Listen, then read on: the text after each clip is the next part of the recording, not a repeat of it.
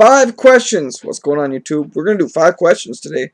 Seven's asked everybody to record 5 questions, answer 5 questions on video. I can do that. I can get into detail too. Get your popcorn ready.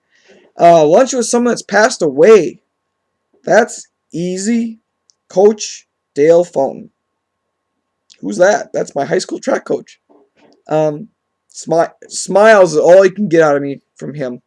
He passed away tragically, but he took someone that was so anxious and nervous about everything and took me out and broke me out of my shell and said, "You're going to run track." Run track? Why? Because you can. Why not? There is no why. There is no with him. Went out of his way to help me in so many different ways. Took kids just like me that were having problems socially and brought us to a family called Track and Field. He passed away tragically in an accident. He was a 4-H leader, which in a group called Challenge, and they would do exotic things like rock climbing and camping trips and whitewater rafting. Well, he went up to a trip to Canada with some kids, and a girl fell in the water, and you're not supposed to go in the water after anybody. She got caught up in this whirlpool. You're not supposed to go in the water after anybody because you're just going to get yourself killed too. It's that dangerous, you know. They went through all the training, whatever, and they were supposed to throw lines, and they did, and she couldn't grab him. So he jumped in after her. He gave his life to kids, literally. And he passed away and drowned. Saved her life. Passed away and drowned. Mr. Coach, I'd love to sit down and have lunch with you and pick your brain. Guy has had so many great things to say. Had a philosophy on life that I follow to this day.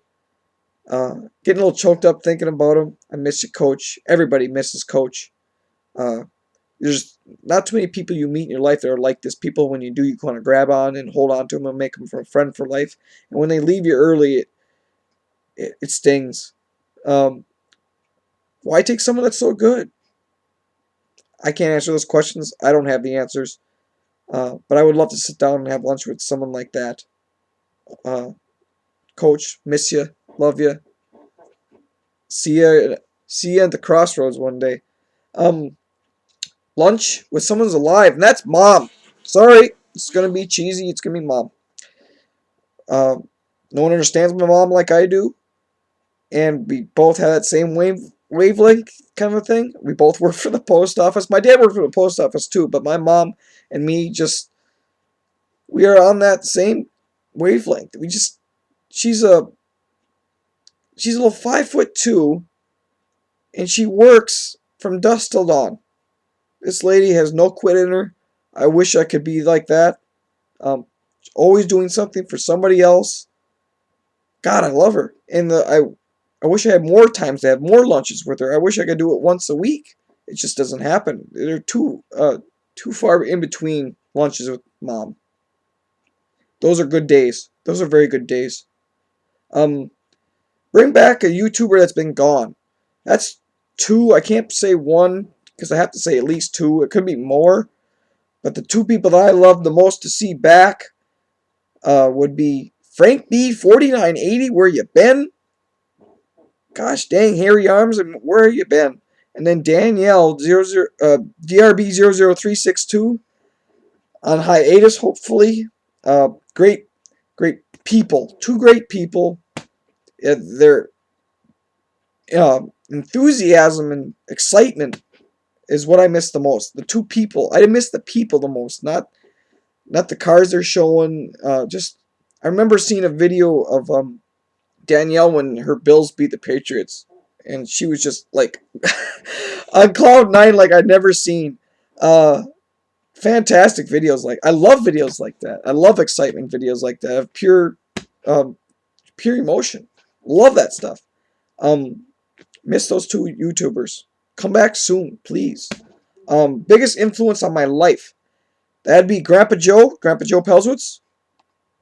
Named after him. Love the man to death. He passed away when I was 12.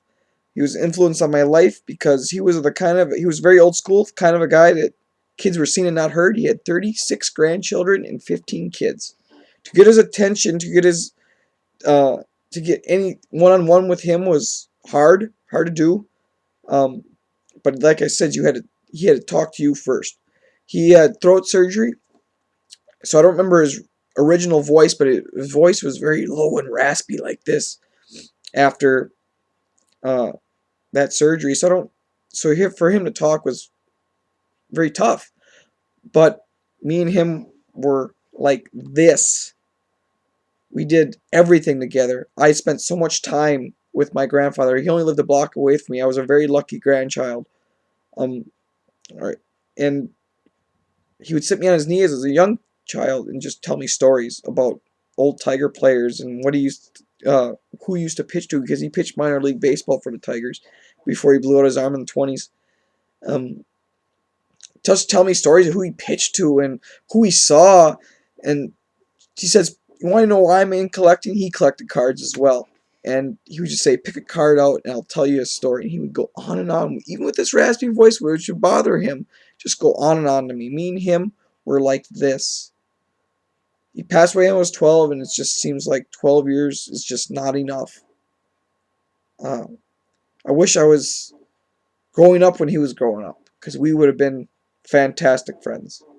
Um, and then, who currently inspires me? This one was really easy for me, and there's a reason why. I made a friend when I was 15.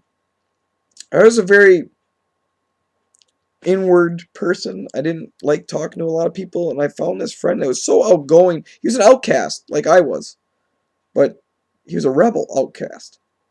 Very, very opposite for me. So opposite that he's a Bear fan and I'm a Packer fan. You don't think that mixes, but it mixed well. We did everything together, but the reason why he inspires me, he was born with his feet turned backwards, uh, so he had 18 surgeries from when he was born until he turned 18. 18 surgeries in 18 years. So he knew what pain was. And during all that, nothing but smiles, joking and laughing. I only really knew him when I turned 15. But he taught me so much, and he leaned on me in the years he was having those surgeries.